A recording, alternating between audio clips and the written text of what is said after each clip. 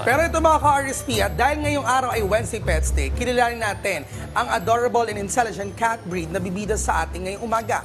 Panoorin po natin ito. Ang Maine Coon ay isang uri ng pusa na kilala sa kanilang malalaking sizes at makapal na balahibo.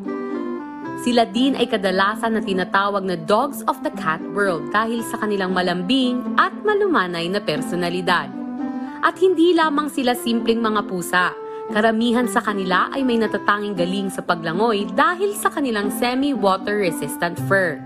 Kaya naman this morning ay kilalanin natin ang adorable cat breed na Maine Coon at alamin ang proper ways kung paano nga ba sila aalagaan. Dito lang yan sa Wednesday Pets Day. And now let's meet the fluffy fur baby na si Maine Coon Cat. Kasama ang kanyang fur dad na si Zaide Javil. Magandang umaga po. Tama po ba ang aking pronunciation? Good morning po. Zaide Havili po. Havile. Ayan. Sa Saidi, maaari mo bang ikwento sa ating mga ka-RSP kung paano nagsimula ang iyong journey bilang fur dad ng cat breed na Maine Coon? Laki-laki niyan eh. Laki-laki. Yes po.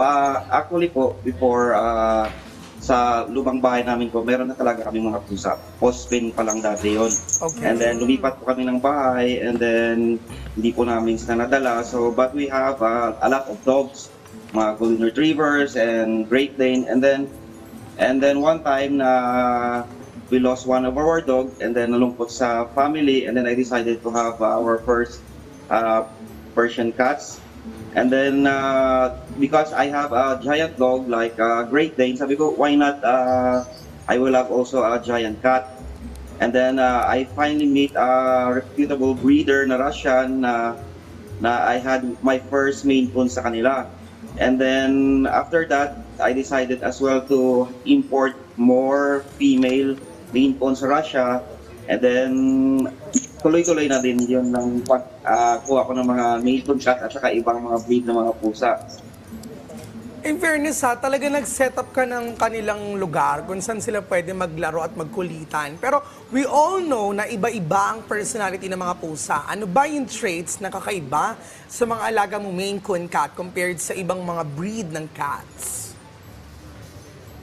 Actually po, Maine Coon yung prominent na makikita mo sa kanila is their size. Malaki talaga po yung Maine Coon. And then, they have the ear tufts sa kanilang ears. Meron sa kanilang tips ng ears na parang hair na nakatayo. And then, pwede rin silang magkaroon ng mga extra toes. At sa mga kulay naman, maraming kulay.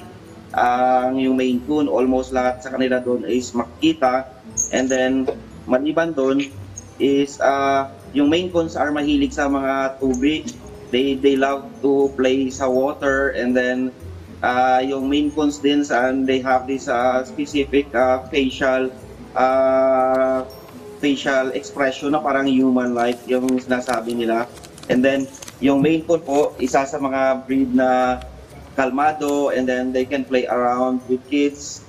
At saka trainable, very trainable yung Maine Coon na they are even called the dogs of the cat world po.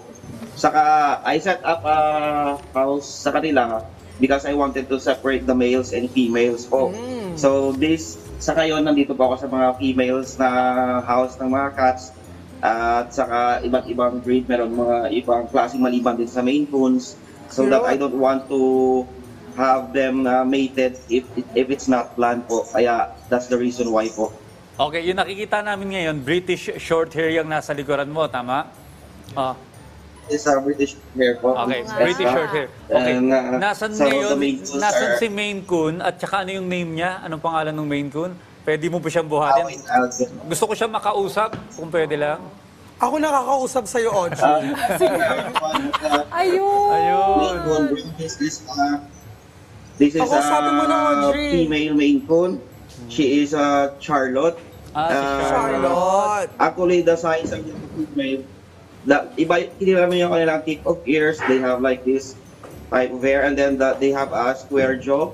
If you can see, yan yung mga distinct na mga itsura ng mga Maine Coon na mas malaki kaysa sa ibang pusa. Oh. At saka, These are the female ones.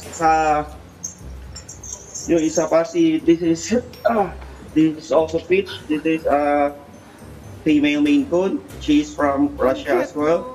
Parang behave tignan. Yeah. Pero pag iniwan mag-isa sa bahay ninyo, Mahal ka ba sira ng lahat.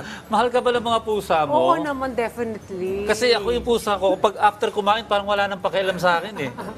Kasi sila yung boss. So parang sila yung boss nga, parang nakikitira lang ako sa bahay May namin. mga social media pages ka ba na pwedeng i-follow? O like ng ating mga KRSP? Can you repeat, please? Meron ka bang social media pages para makita namin yung mga photos pa ng mga alaga mong pusa? Yes po. Actually po, my social media sa page po sa Facebook it's called Sinbad the Seafarer, and then Skipper Tom Cattery po. Yan yung dalawa ko na main page na you can see all my cats and all of my alagang pusa at saka iba pang mga alaga nandun sa page po. In-post parati. Ayan, maraming salamat sa pagbibigay ng oras sa amin this Wednesday morning. Zaide Habile. Habile. At saka kay Charlotte. Charlotte. Si Charlotte. And thank you Thank so you. much.